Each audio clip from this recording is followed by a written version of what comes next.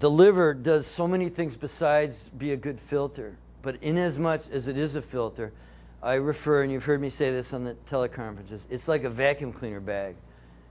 Everyone here has gone around and you're going over the dust and it's not picking up. Oh, time to change the bag. And you change the bag and it's like a brand new vacuum cleaner every time you do that.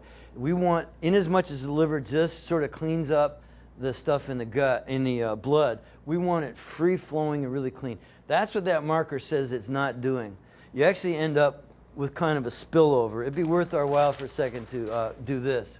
Let's say here is your stomach and then the small intestines. And we said that off the small intestines is a vascular system that goes directly into a portal vein into the liver. So the nutrients from the small intestine are being carried over to here.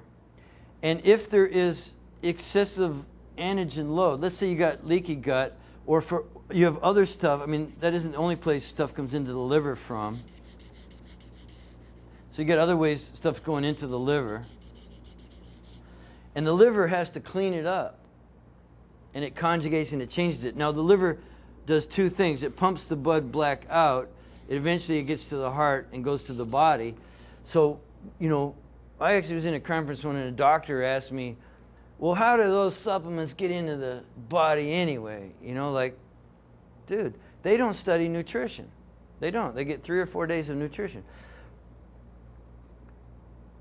The food goes in here and your supplements and stuff, and what is allowed to by the mucosal barrier goes into the bloodstream, but it's a very closed bloodstream. It's not going out into the body, not yet. Not unless you have holes in here.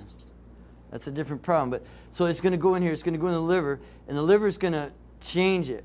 Now when you get a lot of this antigen load coming, the liver just spills over. It can't put everything into the gallbladder. All the garbage goes into the gallbladder.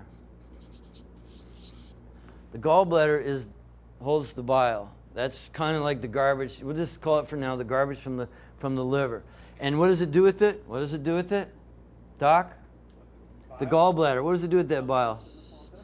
It pumps it right back into the top of the food chain, so to speak, through the common duct, because it uses it to break down fat. It actually, very wonderful how that works. We take our garbage and we use it to break down fat. It's a perfect system.